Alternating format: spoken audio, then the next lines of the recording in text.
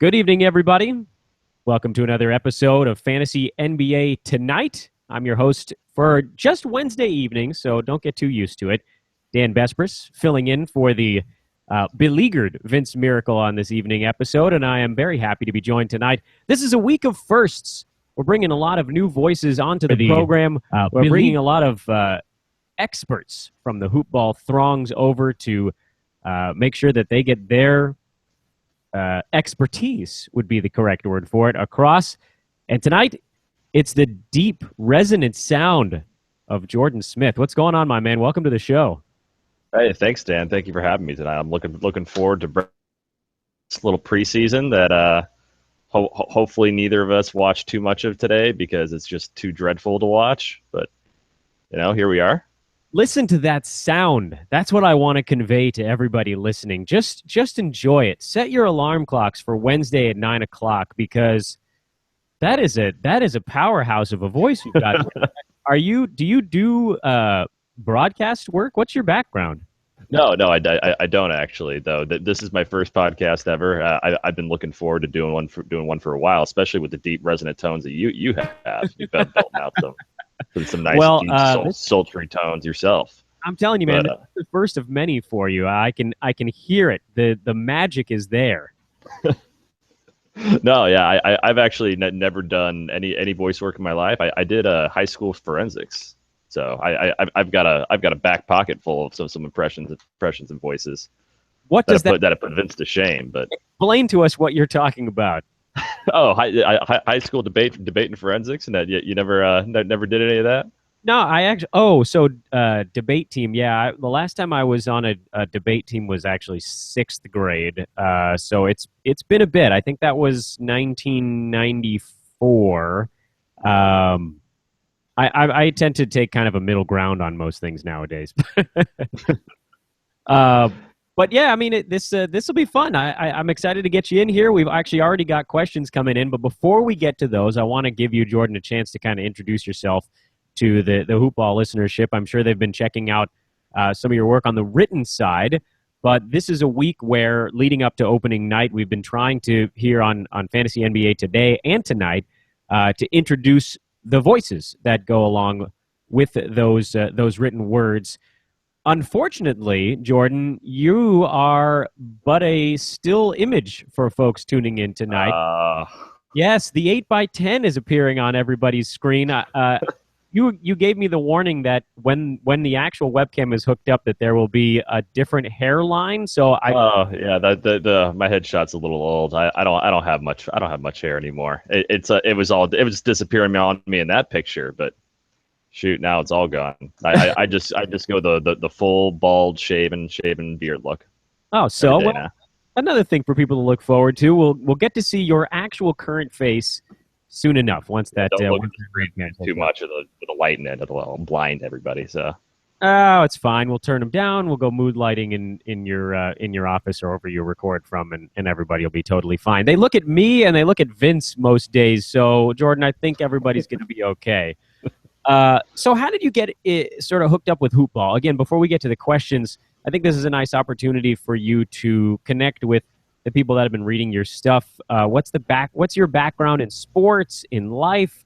Where are you from? What's the story? Who is Jordan? Yeah, well, I got hooked up with hoopball like most people probably did. I followed Aaron when he was over at Roto World for the longest time. I read all of his stuff. Like him and Ryan Nous were my boys. I read everything that they put out, and I always loved it. I've been doing fantasy basketball for about 5 years now. I got into it like a lot of people do. I actually got into it later in life. I didn't like basketball at all until about 5 years ago. I was a big football guy, but I got hooked on it. I got hooked on the nose candy for it, and that's a terrifying way to describe it. But so what sort of gave you that impetus to reach out and to get hooked up with Aaron and to truly really get into the research side of things and become a fantasy expert? Well, I've got a big quant background, big mathematics background, and on top of that, like I've written before. I interned for the Bleacher Report for a long time. I wrote for football.com for a while. Did the Kansas City Chiefs beat. That's where I'm from. So I kind of always been wanting to get into it, but when presented an opportunity when he tweeted out that he was looking for people, so I have a very I was important all over it. I have a very important baseball related question. Does that make you a Royals or a Cardinals fan? Oh, Royals fan for sure. Though I'm not the biggest baseball fan in the world, but I went to Mizzou for a long time, and I 90% of my friends I are made down there all from St. Louis. So I'm the lonely Royals fan in the middle of a bunch of St. Louis Cardinals, and it is just absolutely brutal. Sometimes it's kind of nice to be the one guy rooting for the other team because you can sort of elicit pity while at the same time you can really go for their jugulars and they feel a little bit bad about fighting back uh, when they've got everybody on their side. Oh, the smugness of Cardinals fans. You have no idea. It's just. Well, we get pieces of Whew. it. Do you read much of Jeff Passan's stuff on Yahoo? Yeah, every now and then I do. He's not a huge I fan get of it. the St. Louis Cardinals. Yeah, I've heard. Neither are the Houston Astros, for good measure. But let's get into basketball. Tama Carr, who's really one of our avid live stream viewers, has asked a question but then had to go. So we'll answer that question at some point during the show. We got a couple other questions coming in, and we'll do those first, Tama. So when you do go back and listen to it later, don't worry. We'll hit your questions soon enough. Tommy Simmons writes, Boyan Bogdanovic. He had some nice game logs last year when given minutes.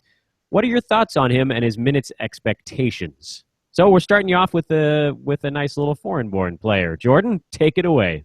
Oh, Bogdanovich. I mean, he's going to get minutes. That's for sure. The Brooklyn Nets are just super thin at shooting guard and small forward. It's the Rondé Hollis Jefferson and Bojan show, but unfortunately he just doesn't have that good of a fantasy skill set. He's going to get minutes, and he's going to get some playing time, and with that he'll have some big games. I mean, he was known to score in some DFS games in the 40s a couple times last year. He poured in a couple 20-point games, and I think he even broke a 30-point game at one point.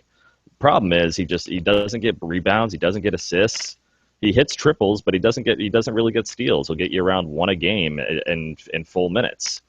And then he's not going to shoot great from the field either. So, he's like a lot of shooting guards in the respect that, if he keeps on taking shots, he's going to, chip in there in your points and your threes. But besides that, I mean, he's more of a late round flyer. If he can put it all together, maybe it's a possibility, but I doubt it. I wouldn't be targeting him in standard leagues. So he's just a little bit outside. Is he a guy, Jordan, that you'd kind of keep an eye on to see if you could time that hot streak, or is that really just playing with fire too much? I mean, yeah. I mean, he can get hot for a few games in a row. So especially if he's got like a really nice schedule against a really high paced team coming up, you can pick him up and stream him for the week, and he could really come through for you and pour in a whole bunch of triples in a head to head league on a week for you. But for the most part, you're just gonna want to stream him, drop him, stream him, drop him. That's how it's gonna go for him the entire year. Yeah, he's one of many guys, quite a bit like that. Austin Szymanski, Joel Embiid. Is he worth taking in a standard 10-team, 9-category league? That's a pretty darn good question, Jordan. What are your thoughts on Joel? Absolutely. I actually wrote I wrote the second year player and third year player pieces for Hoopball. And in it, I believe I actually said that I think Joel Embiid should be going in every single league at some point. He's not going to cost you much because you really shouldn't be drafting him beyond the last couple rounds. But you need to grab him. I hope that situation works itself out in Philly because I mean he's looked really really good in this preseason. They've been running him out there as much as they possibly can. His minutes restriction recently got bumped up above 20, so I think he can play now max at 24 minutes a night. So if you can get out there for 24 minutes a night, like people are drafting Yusuf Nurkic in the top 100 now, and after we see the type of damage that he can do in 24 minutes, I don't see why Joel Embiid is any different than a guy like that. I mean, he's shown already that he has a really really fantasy friendly skill set. So, he has definite upsides, blocks and boards and field goal percentage. I mean, like any other Philadelphia player, though, he's going to destroy your turnovers if you're in a 9-cat league. Let me ask you my own follow-up question on that in that same line of reasoning. The situation in Philly in the front court is a little messy right now, and that might be the kindest term that I can use to describe what's basically a four-man situation between power forward and center. Dario Saric, Nerlens Noel, Joel Embiid, Jahlil Okafor. I mean, who eats in that? Is Embiid your guy? Is Noel still in the mix? Okafor, to me, is a guy that's much more relevant in a head-to-head league than Roto. And now there's a lot of talk of Sark being a very interesting piece of that puzzle. But, I mean, you're talking about a team where there really are limited number of guys that could truly be relevant. So who's the cream that rises to the top there? Well, ironically, trust the process.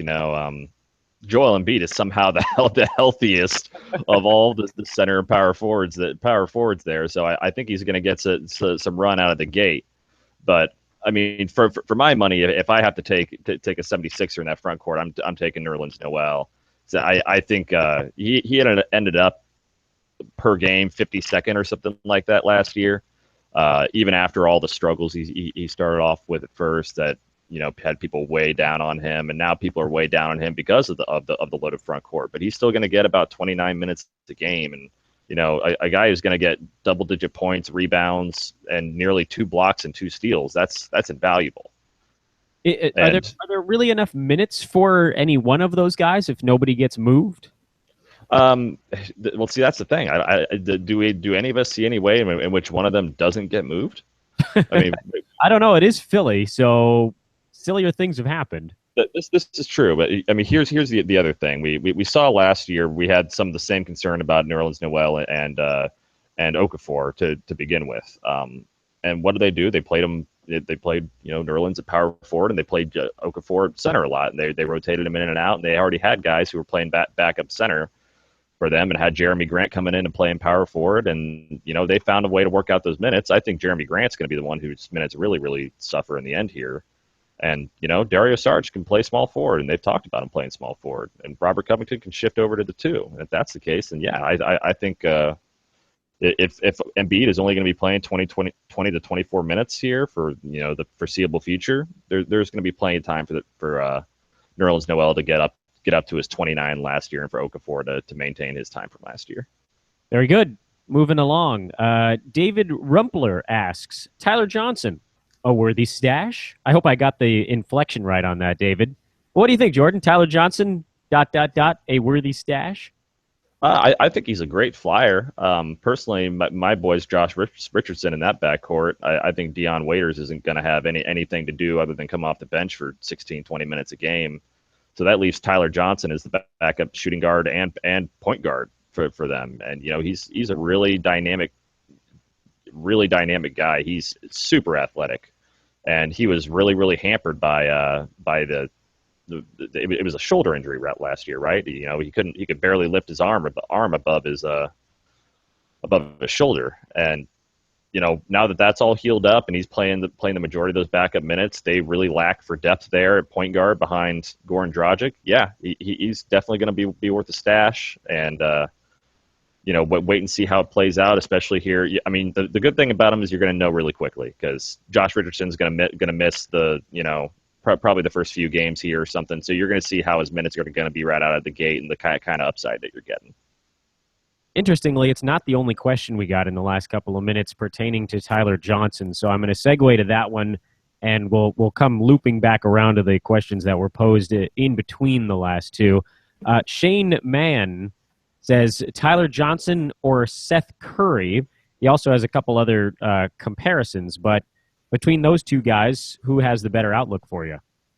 I think it's Tyler Johnson pretty easily. So Seth Curry, I'm not buying the hype on him yet. Raymond Felton's moved on from Dallas, so there's a possibility that he's opened up some more time and he's shown some flashes here and there. But I think Tyler Johnson has way more known upside that we've already seen from him coming in and playing some minutes and being relevant last year. So I think that's an easy decision, Tyler Johnson. Man's some of the other comparisons here in that question that came out of the live chat. Again, if you have questions, please type them on the YouTube page. The live chat window is, at least for me, looking at it over on the right side. I don't know if it's different on a mobile device. If you feel like tweeting them at it, I will also be attempting to. I make no promises, but I'm trying to watch everything at the same time while also steering this ship and making sure that Jordan gets the correct questions from you. So don't be shy. Get those questions in the live chat. Make sure to subscribe to the Fantasy NBA Today and Tonight streams by clicking that button right underneath the window. And if you feel so inclined, you can give us a thumbs up. Or, again, if you think that my ugly mug is really not worth looking at, a sad, sad thumbs down. But as long as it's just because I'm ugly and it's not because the content isn't very good. The other notes on that one, he says Josh Richardson or Matt Barnes. Again, I don't think that one's a really hard decision. And then thoughts on Stanley Johnson and John Henson. So what I'm going to do here, by the way, Jordan, I'm going to get you on the Richardson versus Barnes question and on Stanley Johnson.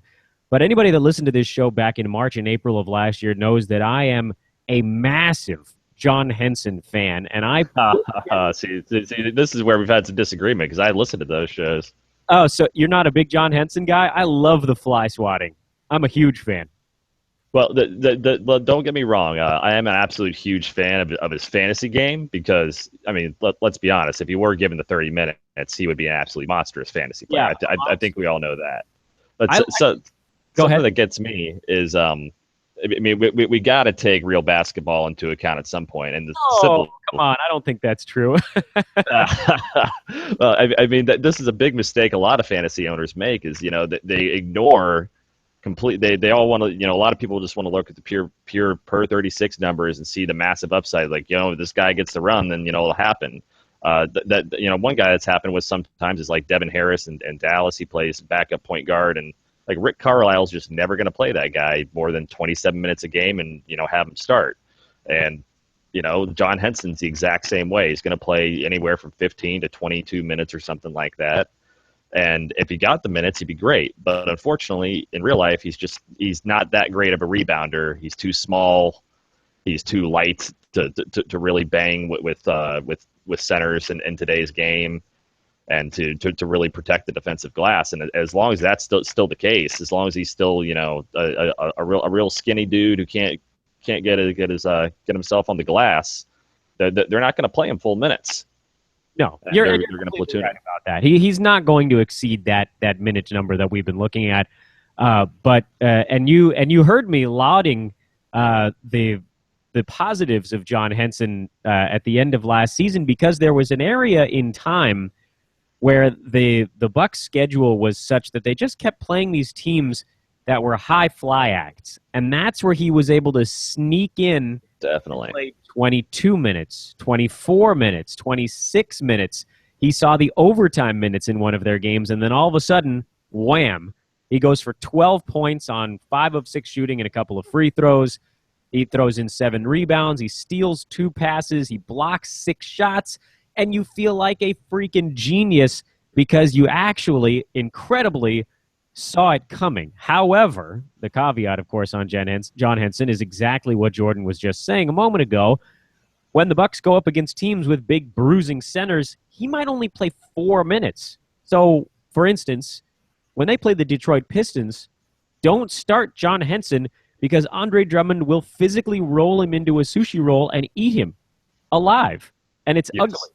But, if you got space on your bench to throw him in there and just deploy him when you feel like there's a good matchup, you might get lucky a few times. And if you do, you're going to feel so darn good about yourself. But enough about John Henson for now, because I'll be talking about him throughout the whole season. You guys will be so sick of it, it'll make you sick.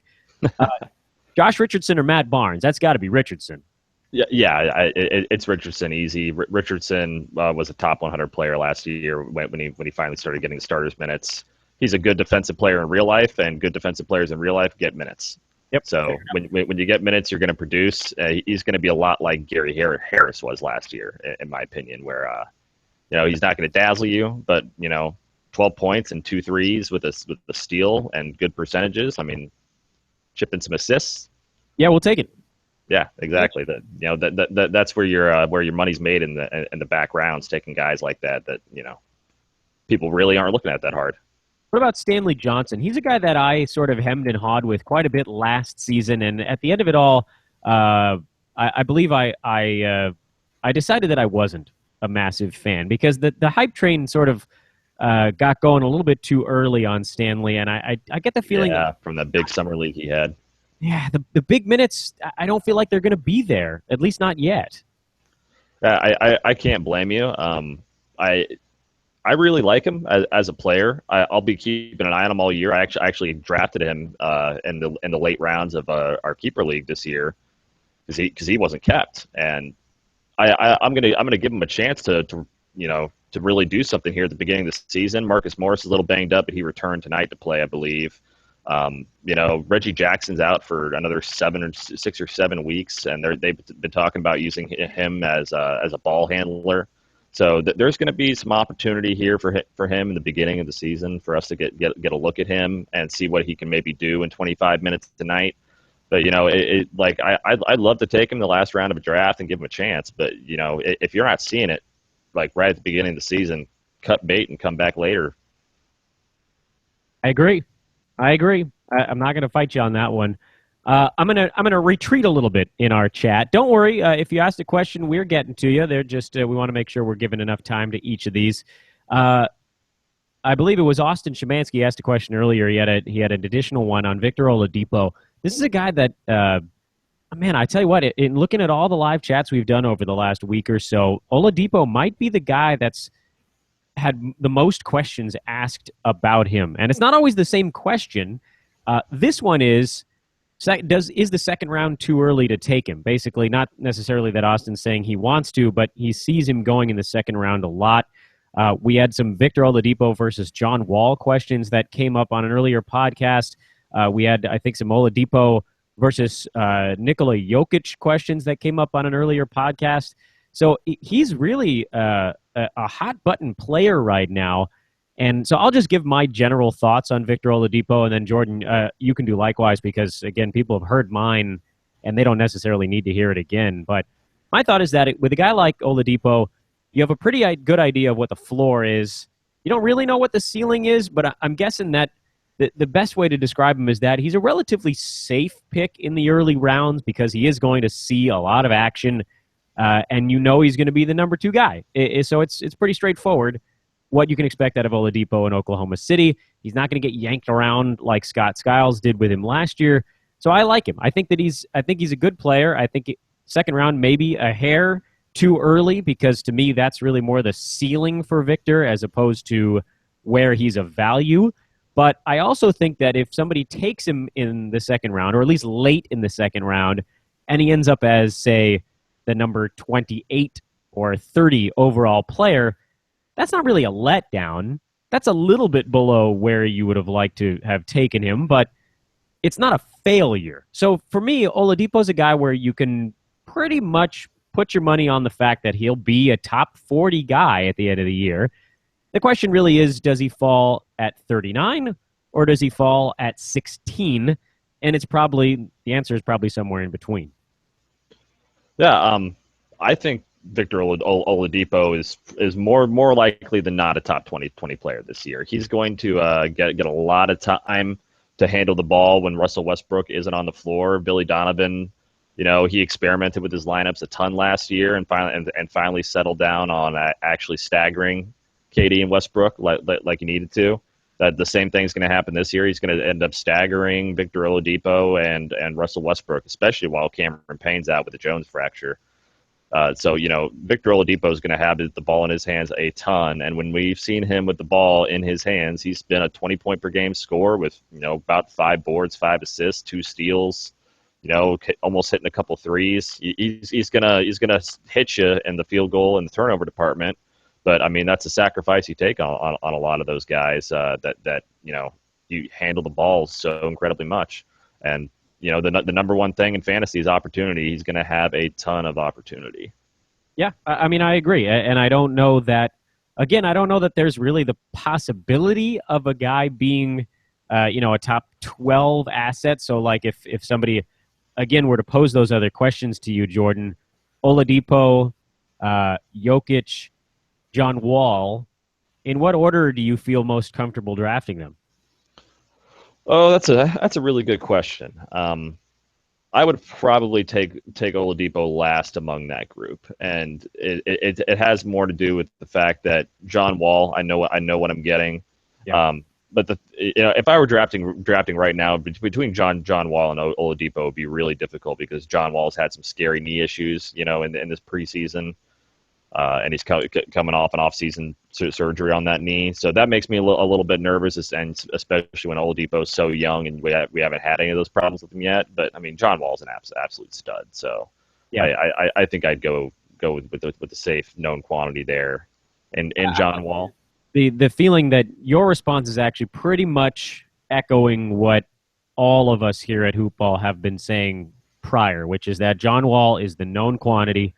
Jokic has the highest upside, and Oladipo has probably one of the safer floors, but he's not going to max out because he's not going to be the number one option on that team. It's just not going to happen. Yeah, So, I mean, that being said, a lot of that comes down to preference in the end. Like just very true. To me, when it comes down to situations like this, it's almost like which player am I going to have more fun owning? And like I personally, I'm going to be all over Jokic because I love that guy, and I'm a big fan of like Al Horford's game, and he reminds me of him a lot. So I'll be all over Jokic for that reason. But sometimes there's no cut and dry answers here. It is how are you going to construct your team? How do you want to construct your team? Do you want to go all out on the 10 plus assists that you can get from John Wall, or do you want to go with a guy who's more across the board at the guard position and Oladipo, or a big man? So, yep, well said. There is really no cut and dry answer with some stuff like this, but taking a look at pretty good picks either way in that one. David Rumpler noted that there really isn't any equity with the second round pick, though, and that's why hopefully we were able to address that side of things for you, David, as well. That may not necessarily be true either, because Oladipo did pop into the top 12 on multiple occasions when he was getting some real run. It definitely squeezes some of the value out of him if you're going to be taking him in the late second round, though. So I agree with David there, but there is still a little bit of room, if you're really high on him. Yep, and that's my thought exactly on that one. Is that you're just not going to go that much higher, but you're also probably not going to go all that much lower. Jumping back to Tama's question before we move ahead, and then Super Taco, which is an hilarious name. Sounds delicious. A little bit of a troll fest in there, and then he admitted to it and then asked a question. And then, Jason, we're going to get to yours third in line here. So fear not. We are rumbling through. If you've got questions, line them up. We're about halfway home on this evening podcast. We've had some nice users check in, take off, and check back in again. It's a good sign, by the way, Jordan, when you've got more thumbs up going than people who are actively in the room at any 1 minute. It means that people are coming, getting their question answered, and then rolling off because it's bedtime for a lot. I told my mom to watch a stream, so it's probably all her. Just making it count as fast as you can. Mrs. Smith, we accept cookie donations here at Hoopball HQ. I'm not even at Hoopball HQ. Have them sent directly to Los Angeles so that I can enjoy all of them. Tama's question was actually two different questions. I misspoke. The first half was a Jordan Clarkson breakdown, and the second half of the question, which again, no real connection with the first, it is mentioned that someone in the league is trading Dwayne Wade for cheap. Is it worth pursuing? My answer to that question is how cheap, right? Yeah, that's exactly the question that came to mind for me. So, Tam, I know you're not listening in right now, but feel free to shoot that question back at us at a future show. We've got a number of live segments left before NBA opening day. I guess my question then, Jordan, let me amend Tama's question and make it one that I can pose to you right now. What would you be willing to give up for Dwayne Wade? Something like, say, a 10th, 11th rounder? Yeah, I mean, a 10th or 11th rounder sounds about right. The benefit I see of going after a guy like that is it's hard to find points at the back end of your draft. And so if that's what you need in the latter parts of your draft, that's a really good direction to go. But as far as upside, the days of Dwayne Wade 2 steals with where he's blocking shots and going for 53% field goal percentage, and that's gone. It's long behind him, and now he's in a situation where there's going to be cramped floor spacing all year long, and it's just not going to be the best fantasy situation possible for him. Is he still going to score in the very high teens? I think so. Is he still going to drop you some dimes?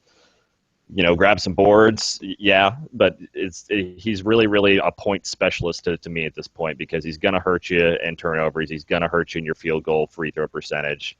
He's not going to steal that many balls anymore. So you really have to know that you're not going to have the high upside Dwayne Wade anymore. You're looking at a point specialist. What do you think about Jordan Clarkson then, as we move to the other portion of that question? He's a guy that's been going somewhere around 80-ish in a lot of drafts, and right now there's a prospect that he will be the Lakers' sixth man that'll probably still see 30-some-odd minutes a game. Maybe a better question for you then is not necessarily what do you expect out of Clarkson, but compared to last year, a guy that was 15, 4, 2.5, a steal, and 1.4 threes per ball game. Do you see any of those numbers moving down? Do you see any of them moving up? What should fantasy owners look for out of Clarkson, just in comparison to the 2015-16 campaign?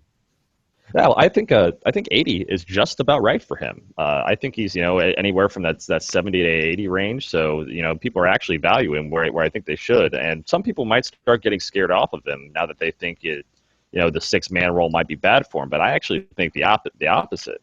Last year he was in a completely toxic situation with Kobe Bryant just dominating the ball, and Byron Scott, God help us all from having to deal with another year of that in our lives again. But he's now in a much better situation. And when he was having that breakout rookie campaign, the latter half of his rookie season, it was because he was playing point guard. He had the ball in his hands, and he was making plays, and he was scoring.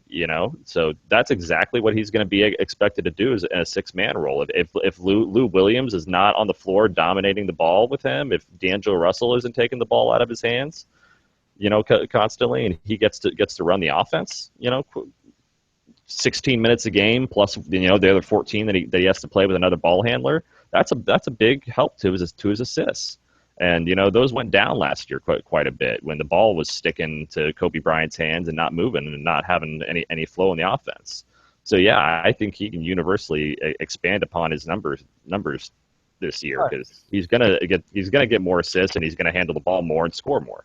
Music to my ears, your resident Hoopball Lakers fan here in Southern California. Super Taco would like your thoughts on Jamal Murray. So we're just going to leap to the next question, and I'm going to let that one float out there for you. I think there's only a few rookies worth taking in this year's draft, and I don't think he's one of them. Simply because I think Gary Harris is a very good player, like a very good actual NBA player who plays good defense and is a good shooter, and that's going to be the primary position where he's going to be. I've heard some stuff about how Jamal Murray might actually be the better point guard, and he might just flat out take Emmanuel Mudiay's job sooner rather than later. I don't think that's out of the realm of possibility, but I really doubt it, because they handed the keys to Emmanuel Mudiay last year. They're going to let him run the show, and and continue to progress through all the growing pains there. He's going to be probably a backup point guard and shooting guard for them, to do a little bit of a combo role, and anywhere from 20 to 25 minutes a night to start the season. The real thing you need to be looking at is not looking at him in drafts, but looking at him, 2 months from now, 3 months from now, 4 months from now, when the Nuggets start taking losses, when guys get injured, because then that gives him the opportunity to produce, but he's not going to do it at the beginning of the season. Jason View asks, is Jonas Valanciunas ever going to break out? We all want to know the answer to that question. Well, and where do you think the point per game number falls with Valanciunas this year? I know, speaking for myself on this one, I'm tired of this story. I don't know that he's ever going to be a guy that plays 32 minutes a ball game. He may just not have it in his knees. There's got to be a reason that we're all not aware of, that he's never really playing more than 26 minutes a game. And I think maybe they just don't feel like he can handle it. So My take is you're probably going to get the same Valanciunas that you're used to. So if you're expecting a breakout where he's going to be a top 20 guy, I think you're going to be disappointed. If you're expecting him to put up that same number 50 type rank at the end of the year, then you're probably going to be pretty pleased because that's probably where he's going to be. That's my take because I think at some point you sort of are what you are. But Jordan, do you have different thoughts on Valanciunas? A little bit different perspective. Who's the most boring center you can possibly think of that's a solid fantasy contributor? Might be. His name is Marcin Gortat. I was going to say maybe Al Horford because he's so boring that he's awesome. Yes. He's another one of those guys. He's an across the board contributor. But for my money, I'll take Marcin Gortat, who I've had every single year in every single fantasy league I've ever had. And it's always impossible to trade him because people look at him and it's 12 boards and 10. It's 12 points, 10 boards, a little over a block. But all of his value, like it's comes from all low turnovers and really nice field goal percentage on low attempts and all these things. And that's exactly what Jonas is. He's playing 26 minutes a game right now, and I think that we know that the only thing that's holding him back is his defensive struggles on the floor. This is real basketball entering the fantasy landscape again. But Dwayne Casey kept telling everybody you can't trust him to play proper defense on the floor. And I think what's happened is Masai Ujiri has kind of taken the keys out of his hand and said, like, you know what, we're not, we're saying goodbye to Biyombo. We're not gonna pay him. Leave Jonas Valanciunas as the only guy that's the only playable center on the floor here, and unless you really want to play the defensive disaster that's Jared Solinger out there at center, no one wants to see any of that. So he's gonna get a minutes increase this year. I just don't see how he doesn't, unless the Raptors play really really small on a regular basis to Pat at center, and I don't think that's going to happen. So he's going to increase on 25.9 minutes a game. Is he going to break out? Depends on what you call a breakout. Is going from 12.8 points a game to 16 a breakout? I don't really think so, but you should expect a bump in his production. He was 53 overall last year in NICAT. I think 40 is about where I think he can get with 4 or 5 extra minutes a night. I think people are going to end up disappointed. I know that I may be in the minority on this one, but I think that someone up there is going to find a way to keep him from having a big surge, even a small surge. You might see a mini surge out of Valanciunas, but I'm over him. I know that's crazy, and it's short-sighted. I don't think it's crazy, especially with a guy like him. Because when they talk breakout like that, what's a breakout for a center who's playing 26 minutes a game? 12.8 points a game and 9.1 rebounds. A breakout would him for be like 15 points and 10.5 rebounds. Fair enough. It's not that exciting. That is fair. Hey, look, former Wednesday evening show host Vince Miracle joined the chat, at least temporarily, to say, Dan, is Jordan a fellow sports broadcaster? He's got an I'm Batman kind of voice. You're not, though. You said you're not. You said this is your first foray into audio of any kind. Yeah, this is my first one. I don't think Vince... Thanks, Vince.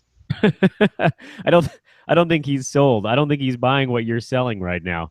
But we're gonna roll with it, and when we hear you doing some game on Fox, and we're gonna think, man, that guy, why would that guy come on our podcast? David Rumpler, who's been very active in the chat today. Thank you, David. By the way, it's good. It keeps us on our toes. Brings up Gorgie Jang. That's a name that hasn't come up in too many of these live chats because he's been. We've been saying a lot of positive things about Gorgie, and everybody's just sort of been taking it at face value. But he mentions, David does, that he was great today and wants to know if those are the kind of minutes that we can expect going forward. I think the short answer to that is yes, is it not? Yeah, I think so. Tom Thibodeau was recently asked, with his thoughts on Gorgie Dang, and he said he likes him as a player. And if Tom Thibodeau likes you as a player, you're going to play minutes.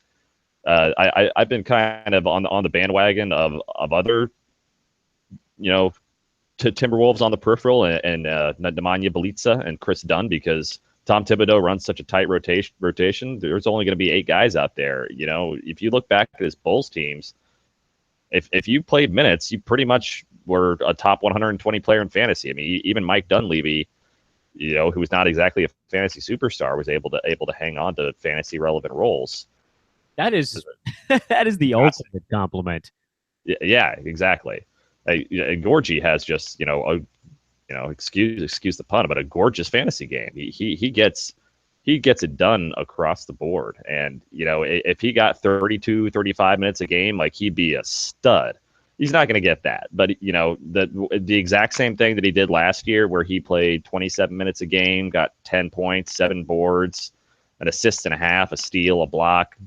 Really nice percentages. That's all easily within reach again. He was the 56 overall player in 9-cat last year in per game. I think that's the exact type of bargain you're going to get this year, except you're going to be able to draft in 3 or 4 rounds after that.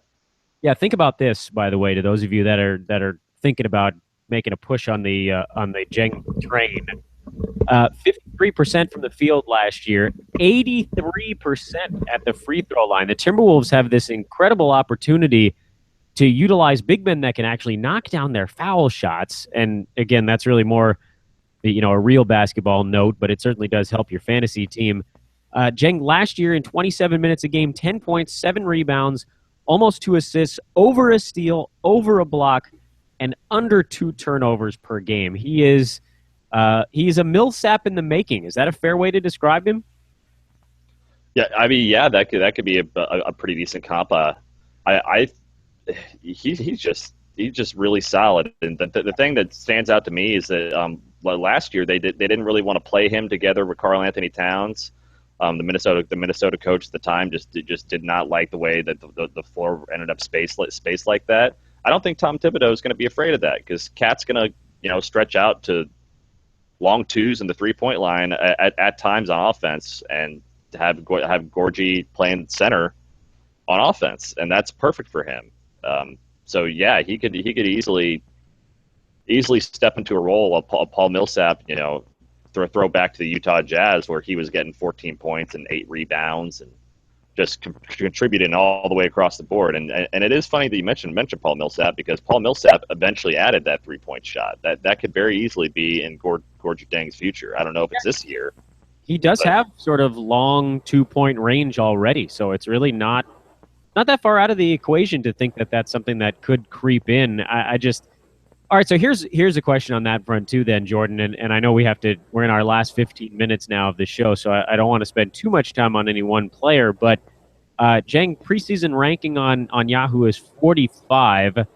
I'm seeing him go earlier than that in some instances. How early do you think you'd have to take him before he loses his value? Gorgie Deng is going 45 on Yahoo. That's the preseason ranking. Yeah, I mean that's too high of a ranking flat out for me. He's an especially good rotisserie player to me. If you're in head to head, I'd bump him down. But I mean, he ended up as the 56 overall player last year. I wouldn't take him much higher than that, because he played 27 minutes a game last year, and while it's a good system for him and everything, I don't see him breaking 30 minutes a game. If he does, yeah, then the 45 and an extra round of value, that'd be about right. But I think you're asking for nothing but disappointment in terms of upside if you take him at 45. So to me, in that 50 to 60 range is perfect for him. And if he falls any farther than that, then that's when you're getting really good value out of him. Austin Szymanski back in the mix in the chat room asks, can we expect the same level of play from Bismack Biyombo that we saw in last year's playoffs? This feels like kind of a complicated question, if only because there's a little bit of a logjam in Orlando right now. Yeah, that's a tough one. Can he play that well? I mean, sure, definitely. I think he will play that well. He's working out there under God, I'm just absolutely blanking on his name. The Indiana, but Frank Vogel. Frank Vogel's going to be an excellent defensive coach for him. But the thing is, Nikola Vucevic is a defensive player, and Evan Fournier is their second best offensive player. So they need to have Vucevic on the floor a good amount. And Biyombo can't play center, Biyombo can't play power forward, and Vucevic can't play power forward either. They'd be walking disasters out there, trying to stretch out to the 3-point line to guard anybody. So he's not going to have that same role that he had on the Toronto Raptors last year. I'm just not seeing the fantasy upside there. Yeah, I agree. I know that he's a guy that you know what he can do when the minutes are there, but unless something gets shifted, the minutes are not readily available, at least not yet. Super Taco asking about Bobby Portis. Do you think he can surprise? It sort of depends on what you were expecting, I guess. If the surprise is that I don't think he's going to do anything, then yeah, no, I don't know. You're hitting all my buttons tonight. You're bringing up John Henson, and now you're busting out the free Bobby Portis movement on me. I don't think he's going to do anything, and I'm okay with that. I think that he's the guy that everybody just wanted to bust loose, but he doesn't really fit in a normal NBA scheme, at least not yet. It drove me absolutely crazy last year when that started happening, because it ignores all realities of being an actual basketball fan. Because I think he's going to be a good player eventually, but he wasn't a good player last year, and he's not better than Nikola Mirotic now, and he's certainly not better than Taj Gibson now. He's a big defensive liability that shot like 28% from three or something like that, and people wanted to act like he had a 3-point shot. He basically had some really big preseason games and some really big summer league moments where he showed his upside. But that's all he is. He's only upside, and I wouldn't. There's no way that he has any fantasy value this year, without an injury to Taj Gibson or Nikola Mirotic. Yeah, man, you and I agree on that one. Don't worry. Go grab him. You and I are totally in agreement on that one. He's a guy that I just kept hearing everybody write about for 2, 3, 4 months, and I saw him work himself on and off of how many different fantasy teams in my league last year, and and every time somebody picked him up or dropped him, I just laughed because I knew it was just a matter of days until he was back out into the pool again, swimming laps and waiting for somebody to put him back on their team. And so, no, I don't think he can surprise. That also gives me a good opportunity to mention Nikola Mirotic, because if you talk about guys with upside, Nikola Mirotic could be absolutely massive. And if you go back and you read my third year player piece, I've got a really nifty stat in there about how Nikola Mirotic has played. I believe he's played over 30 minutes in a game 37 times in his first 2 years in the league. And when he does so, he scores like over 20 points a game. He grabs over 10 rebounds. He hits 3 threes. He gets over a block and a steal, and he shoots 50% from the field and 80% from the line. I mean, the guy's an absolute monster when he's on. And they need him. Chicago They just need to not yank his minutes around. If they don't yank his minutes around, that guy's going to be huge. There's just there's no space on that team. He's the one guy they can put out there that can actually step out and give a little breathing room. Yeah, exactly. Last 2 questions before we wrap this thing up here, because we are at the 10-minute warning. David Alamany, I might be pronouncing that wrong, says, what's your take on Klay Thompson? How high would you draft him? This one, I think, are we getting maybe a little bit simpler here, Jordan? Are we finally dialing it back a little from the weird, and now we're getting into guys that are a little bit more recognizable? Klay Thompson, to me at least, the upside is efficiency this year, so I could certainly see him as early as early 3rd round, but I don't think I'd go any earlier than that. I'd agree, Dan. I wouldn't let him slip past the 3rd round, because I don't think he's a guy who needs to have really high efficiency to be a really effective fantasy player.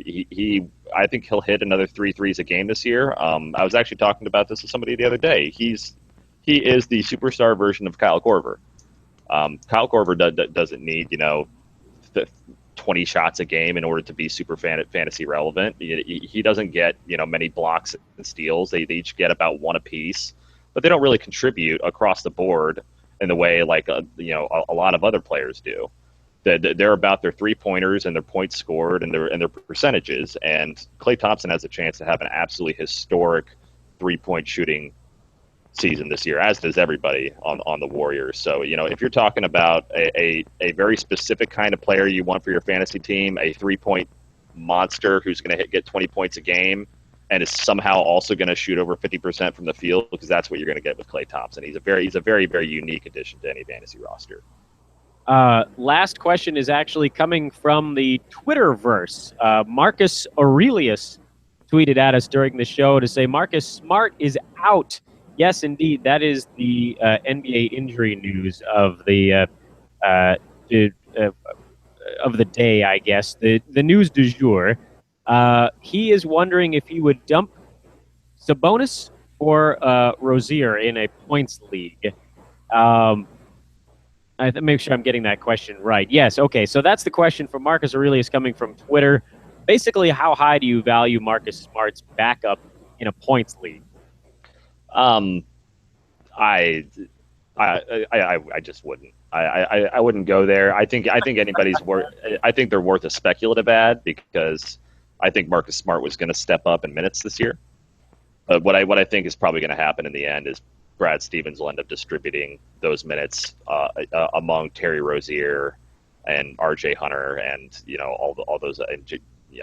Jaylen Brown might probably will pick up some of the extra there. It's gonna be a bunch of guys, not just one person.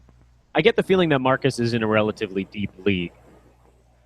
Yeah, probably because there's no reason to be talking about those guys otherwise. But Marcus Smart, he's got to be he's in the top 140 discussion or so, but he's more of a specialist than anything. So if you're going after Marcus Smart's backup, you're going deep for sure. Yeah, you're digging way down into that hole. I mean, Marcus Smart for me is frankly barely hanging on to value, but just because of injuries and inconsistency, the guy that I haven't really been able to get myself to trust on a year-by-year basis, and he's a steal specialist. He doesn't really do anything else, and he's an awful shooter. He shot 35% from the field last year, limited shots, mind you, but when he hucks it up into the sky, there's not all that great of a percentage of it actually making it through the basketball hoop. He somehow hits 1.5 threes a game, despite the fact that he shot 28% or whatever it was. Yeah, he's on him last year. He is an enigma.